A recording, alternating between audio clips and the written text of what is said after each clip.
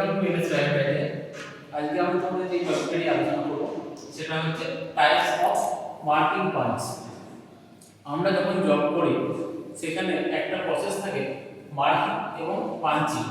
সেই পাঞ্চিং করার জন্য আমরা যে টুলসটা ইউজ করি সেটাই হচ্ছে আমাদের পাঞ্চিং। আজকে সেটা সম্বন্ধে আমরা জানবো, তার কি কি ফিচার্স আছে এবং সে কি দিয়ে তৈরি এবং সেটা কোন পারপাসে ইউজ করা হয় এবং তার স্পেসিফিকেশনগুলো কি আছে। তাহলে আমরা প্রথমে যেটা জানবো সেটা হচ্ছে হোয়াট ইজ পাঞ্চ। পাঞ্চ কি না, punch are used in order to make the certain dimensional features of the layout permanent. মানে কি, মানে কোন যখন আমরা যে জবটা করছি সেই জবটার উপর আমাকে একটা পার্মানেন্ট মার্কিং করার জন্য যে টুলসটা ইউজ করতে হবে সেটাই হলো আমাদের পাঞ্চিং। এবার পাঞ্চিং তো অনেক রকমের হয়, সেটা আমরা প্রথমে আমরা জানবো পাঞ্চিং কত রকমের এবং কি কি। পাঞ্চিং মূলত আমরা যে আমাদের করি সেটা হচ্ছে তিন ভাগ। একটা কি সেন্টার পাঞ্চ, একটা কি ডট পাঞ্চ, তিন নম্বর হচ্ছে প্রিক পাঞ্চ। এবার আমরা যে পাঞ্চিং গুলো বললাম যে সেন্টার পাঞ্চ, ডট পাঞ্চ এবং প্রিক পাঞ্চ, এটা আমরা কিভাবে বুঝবো যে এই পাঁচটা ওই পাঁচটা থেকে আলাদা? তার তো নিজস্ব কিছু স্পেসিফিকেশন থাকবে, তবেই তো আমরা বলতে পারি যে এই পাঁচটা ওই পাঁচ থেকে আলাদা এবং তার আলাদা আলাদা ইউজ থাকবে, তবেই বলবো নাকি এই পাঁচটা এই পাঁচ থেকে আলাদা বা এই পাঁচের জন্য আমি এই পাঁচটা ইউজ করতে পারবো, সেটা আমরা জানবো। তাহলে আমরা কি প্রথম যেটা জানবো সেটা হচ্ছে সেন্টার পাঞ্চ।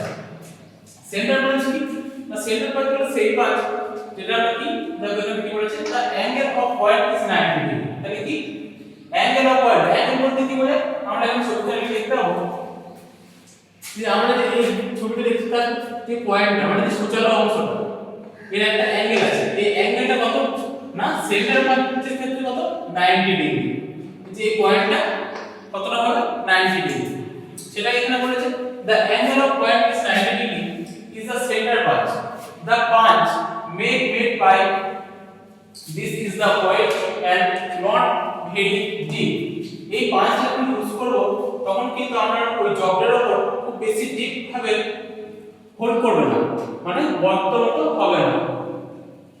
এটা কোন পারপাস ইউজ করা হয় না, this punch is used to for locating center of the hole. আমরা যখন কোনো জবকে হোল্ড করব বা হোল্ডিং করব সেই সময় আমাকে একটা মার্কিং দরকার, যেটার উপর আমরা কি করব না সেটার উপর ডিল বিটটা রেখে আমরা সেই অপারেশনটা করতে পারবো, যাতে আমার কোনো অসুবিধা না হয়, যে কোন পয়েন্টটা আমার খুঁজতে না হয় যে আমি কোন পয়েন্টটাকে বিট করব, যাতে আমার জবটা নষ্ট না হয়। সেজন্য আমরা কি করতে হয় এই সেন্টার পাঞ্চটা ইউজ করব। এটা গেল সেন্টার পাঞ্চের ব্যাপার। আর কি রয়েছে, আর যেটা রয়েছে যে প্রিক পাঞ্চ। তো প্রিক পাঞ্চটা পড়া আছে, তার এর কি ডট পাঞ্চ। ডট পাঞ্চ দেখো, dot punch this 60 degree punch is used for the marking witness mark and called as dot punch. তাহলে কি বলেছে, আমি প্রথমেই বলে দিয়েছি যে পয়েন্ট অ্যাঙ্গেলগুলোর উপর ভেরিয়েন্ট করে আমরা প্রত্যেকটা পাঞ্চকে আলাদা আলাদা ডেসক্রিপশন করি। সেরকমই এই সেকেন্ড যে পাঁচটা কথা বললাম ডট পাঞ্চ, এর অ্যাঙ্গেল কত, অ্যাঙ্গেল অফ পয়েন্ট হচ্ছে 60 ডিগ্রি। সেটা এখানে বলছে দেখো যে the 60 degree punch is used for the marking with mark and called as dot punch। মানে যে পাঞ্চের পয়েন্ট অফ অ্যাঙ্গেল 60 ডিগ্রি এবং যেটা কি পারপাস ইউজ করা হয় উইডনেস মার্কস। যদি তোমাকে পরীক্ষা প্রশ্ন আসে যে উইডনেস মার্কস এর জন্য আমি কোন পাঞ্চ ইউজ করব, তখন অপশনে কি হবে, উত্তর কি হবে না এই ডট পাঞ্চ। ডট পাঞ্চ একমাত্র আমার উইডনেস মার্কস এর জন্য আমাকে ইউজ করা হয়, আর এর অ্যাঙ্গেল কত 60 ডিগ্রি। এই গেল আমার ডট পাঞ্চের স্পেসিফিকেশন এবং ইউজ। আর যেটা কি রয়েছে, আর যেটা রয়েছে প্রিক পাঞ্চ। প্রিক পাঞ্চ কি না, the angle of the prick punch is 30 degree. তাহলে এই পয়েন্ট অ্যাঙ্গেলটা কত না 30 ডিগ্রি। দেখো এখানে রয়েছে এটা, এই যে অ্যাঙ্গেলটা, এই অ্যাঙ্গেলটা করেছি, এই পয়েন্ট অ্যাঙ্গেলটা কত 30 ডিগ্রি। 30 ডিগ্রি কোন পাঞ্চে থাকে না, সেটা হচ্ছে prick পাঞ্চের। The 30 degree point punch is used for the marking light punch mark next to the position divider। তাহলে এটা কি করা না, এটা হচ্ছে একটা লাইট পাঞ্চিং মার্ক, মানে এটা যখন ইউজ করবে জবের উপর যদি জব হয় এরপর আমি এই পাঁচটা করি একটা লাইট পয়েন্ট এখানে ক্রিয়েট করব, যার মাধ্যমে কি করতে পারবো, আমি একটা মার্ক পাবো, যেটা মাধ্যমে আমি ডিভাইডারের মাধ্যমে কোনো জায়গায় মেজারমেন্ট দিতে পারবো বা আমার যে প্রয়োজন সেটা করতে পারবো। সেটাই হচ্ছে আমার এই ব্রিক পাঞ্চের কাজ।